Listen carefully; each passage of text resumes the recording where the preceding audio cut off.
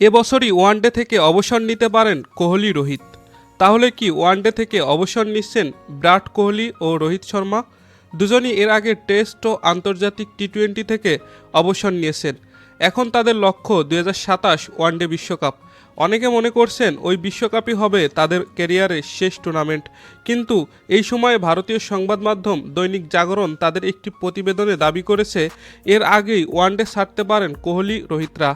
প্রতিবেদনে বলা হয়েছে আগামী অক্টোবরের অস্ট্রেলিয়া সফরেই শেষবার ওয়ানডে খেলতে নামতে পারেন কোহলি রোহিতরা। সিরিজ শেষে তারা অবসরের ঘোষণা দিতে পারেন।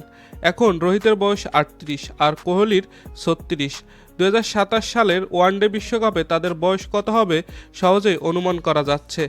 বিসিসিআই সূত্রে দৈনিক জাগরণ জানিয়েছে তরুণদের সুযোগ দিতে এখন থেকেই দল সাজানোর পরিকল্পনা চলছে। ফলে কোহলি রোহিতকে বাদ দেওয়ার সম্ভাবনাও আছে। দর্শক, খেলাবাজির ভিডিও পর্যন্তই। ভিডিওটি ভালো লাগলে লাইক করে দিন। নিয়মিত খেলার আপডেট ভিডিও পেতে আমাদের সাথেই থাকুন।